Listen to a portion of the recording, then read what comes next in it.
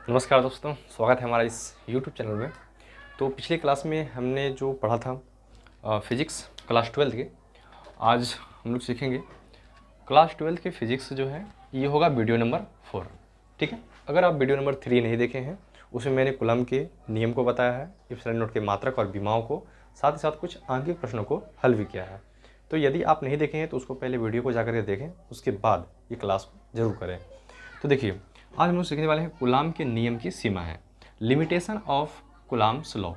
कहा जाता है कि कूलम्ब के नियम केवल बिंदु आवेशों के लिए लागू होते हैं।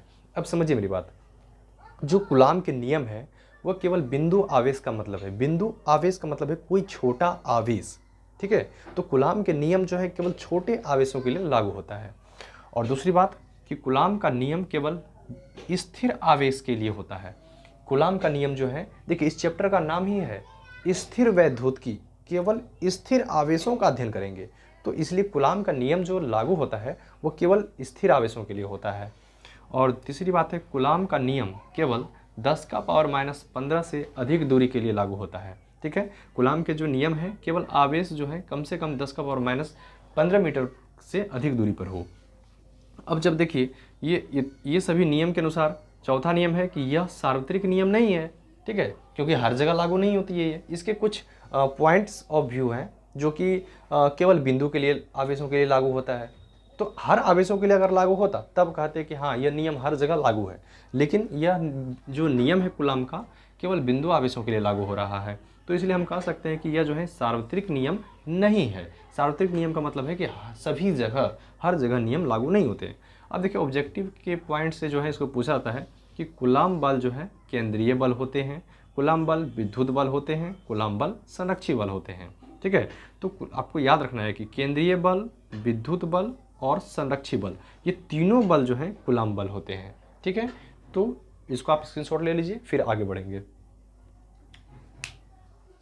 तो दोस्तों, अब न्यू टॉपिक हम आपके लिए लाए हैं। चलिए देखिए, विद्युतशीलता, जिसको इंग्लिश में हम कहते हैं परमिटिविटी। ठीक है, ध्यान से समझिएगा कि किसी माध्यम की वह गुण, किसी माध्यम का वह गुण जिसके कारण उसमें रखे आवेशों के बीच विद्युत बल लगता है। ठीक है, तो देखिए कोई एक माध्यम है, अगर किसी माध्यम में हम आवेशों को रखते हैं और उन आवेशों के बीच अगर विद्युत बल लग जाए तब हम उसको कहेंगे विद्युतशीलता। ठीक है, विद्युतशीलता आपको समझ में आ गई। अब नीचे देखिए, सापेक्षिक विद्युतशीलता क्या है, जिसको कहते हैं रिलेटिव परमिटिविटी। ये तो बहुत बार एग्जाम में पूछा भी गया है, तो बोर्ड एग्जाम में इसको पूछे जाते हैं। ध्यान से समझिएगा, किसी माध्यम की विद्युतशीलता तथा निर्वात की विद्युतशीलता। ठीक है, आप किसी भी माध्यम की विद्युतशीलता ले लीजिए और निर्वात की विद्युतशीलता से क्या करना है, निर्वात की विद्युतशीलता के अनुपात को सापेक्षिक विद्युतशीलता कहते हैं। इसे एप्सिलॉन आर से सूचित किया जाता है। ठीक है, तो देखिए विद्युतशीलता हम कहते हैं कि अगर किसी माध्यम में हम अगर आवेशों को रख रहे हैं तो उन आवेशों के बीच अगर विद्युत बल कार्य करने लगे तो हम उसको कहते हैं विद्युतशीलता। और सापेक्षिक विद्युतशीलता में क्या होता है कि किसी माध्यम की विद्युतशीलता तथा निर्वात की विद्युतशीलता के अनुपात को सापेक्षिक विद्युतशीलता कहते हैं।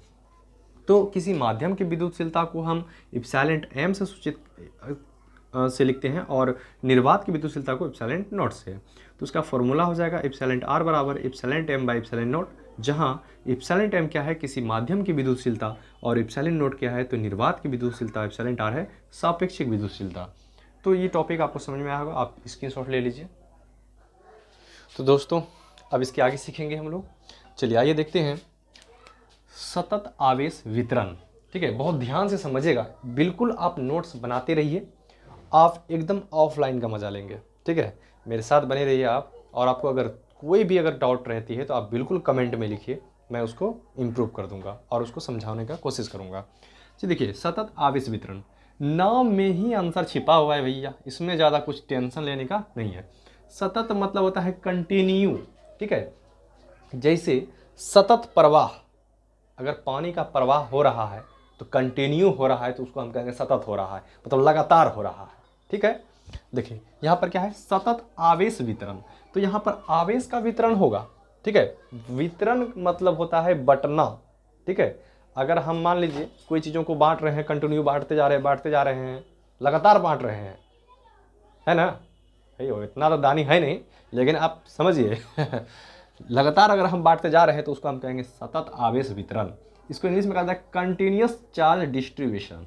ठीक है, देखिए कहा गया यदि किसी वस्तु पर दिया गया आवेश एक समान रूप से वितरण होता है, बात को ध्यान से समझिए, यदि किसी वस्तु पर दिया गया आवेश एक समान रूप से वितरण होता है तो उसे सतत आवेश वितरण कहते हैं। अगर मान लीजिए कोई वस्तु है, इस पर हम आवेश दे रहे हैं, लगातार आवेश दे रहे हैं, वितरण हो रहा है, ठीक है, तब यह जो दशा होगी वह क्या होगी, सतत आवेश वितरण की होगी। ये आपको एकदम याद कर रटने का जरूरत नहीं है। ठीक है, अब देखिए सतत आवेश वितरण 3 प्रकार के होते हैं जो निम्नलिखित है। देखिए रेखीय आवेश वितरण, सतह आवेश वितरण, आयतन आवेश वितरण। अब देखिए किसी भी चीज़ों को अगर बांटा जाता है तो बांटने का तरीका अलग अलग होता है। ठीक है, तो आइए अब हम समझते हैं कि आवेश का जब वितरण होगा तो किस प्रकार से वितरण होगा। ठीक है, आवाज़ क्लियर है आप सभी को? चलिए रेखीय आवेश वितरण समझिए। सबसे पहले हम समझते हैं रेखीय आवेश वितरण। हम क्या बोले हैं, कुछ क्वेश्चन ऐसे होते हैं जिसके नाम में ही आंसर छिपे होते हैं। रेखीय आवेश वितरण, इसका मतलब है कि कोई आवेश का जब वितरण होगा तो एक रेखा में होगा। ठीक है, चलिए आइए समझते हैं। इसको इंग्लिश में कहते हैं लाइनर चार्ज डिस्ट्रीब्यूशन। स्पेलिंग में अगर कहीं गड़बड़ी हो जाए तो थोड़ा सुधार लीजिएगा, आप लोग बहुत ही टैलेंटेड स्टूडेंट हैं। चलिए, जब आवेश का वितरण किसी चालक के लंबाई के अनुदिश हो, ठीक है, अगर ये मान लेते हैं कोई चालक है और इसके आवेश का जो है वितरण हम लंबाई के अनुदिश अगर कर रहे हैं, क्या बांट रहे हैं, आवेश। ठीक है, अगर आवेश का वितरण इस चालक के लंबाई के अनुदिश हो, ठीक है, तब ऐसे वितरण को रेखीय आवेश वितरण कहते हैं तथा इसके घनत्व को रेखीय आवेश घनत्व कहते हैं। ठीक है, जो इसके घनत्व होंगे उसको रेखीय आवेश घनत्व कहा जाएगा। बस आपको छोटी सी बात ध्यान में रखना है। अब देखिए रेखीय आवेश घनत्व जो है ना, इसको लैम्डा से सूचित किया जाता है। ये बहुत इंपॉर्टेंट चीज है। रेखीय आवेश घनत्व को लैम्डा से सूचित किया जाता है और लैम्डा बराबर होता है Q/L।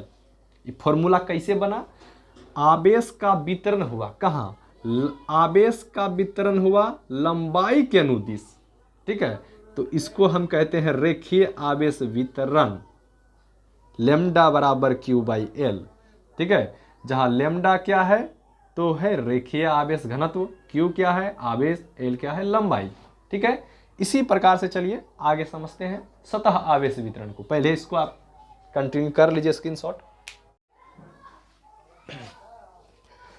चलिए अब आगे देखते हैं सतह आवेश वितरण, सरफेस चार्ज डिस्ट्रीब्यूशन। देखिए हम जैसा बताएं कि क्वेश्चन में ही आंसर छिपे रहते हैं। आइए देखें, सतह आवेश का मतलब है सतह, कोई क्षेत्र। ठीक है, तो आवेश का क्या है कि जब आवेश का वितरण किसी चालक के क्षेत्रफल के अनुदिश हो तब ऐसे वितरण को सतह आवेश वितरण कहा जाता है। ठीक है, तथा इसके घनत्व को सतह आवेश घनत्व कहते हैं। सतह आवेश घनत्व को सिग्मा से सूचित किया जाता है। ठीक है, जब आवेश का वितरण क्या होगा, किसी सतह के अनुदिश हो, ठीक है, कोई क्षेत्रफल के अनुदिश हो, तब उसको हम कहेंगे सतह आवेश वितरण। सिग्मा बराबर होगा Q/A। आवेश का वितरण होगा कहाँ, क्षेत्रफल के अनुदिश, तो हम सिग्मा बराबर लिखेंगे Q/A। ये फॉर्मूला आपको इंपॉर्टेंट है, याद रखना है। दूसरा है आयतन आवेश वितरण। ठीक है, तो आयतन आवेश वितरण जो समझेंगे हम वो समझिए, जिसको कहते हैं इंग्लिश में वॉल्यूम चार्ज डिस्ट्रीब्यूशन। ठीक है, किसी वस्तु के एकांक आयतन में, अगर कोई वस्तु है तो उसके एकांक आयतन में स्थित आवेश को उस वस्तु का आयतन आवेश वितरण कहा जाता है। ठीक है, अगर कोई आवेश का वितरण क्या हो, एकांक आयतन में हो, ठीक है, तो उसको हम कहेंगे आयतन आवेश वितरण। इसे रॉ से सूचित किया जाता है, इसको कहते हैं रॉ, उल्टा Q रॉ। रॉ बराबर होगा Q/V। आवेश का वितरण कहाँ, आयतन के अनुदिश होनी चाहिए। ठीक है, तो उम्मीद है आपको ये वीडियो जरूर पसंद आया होगा।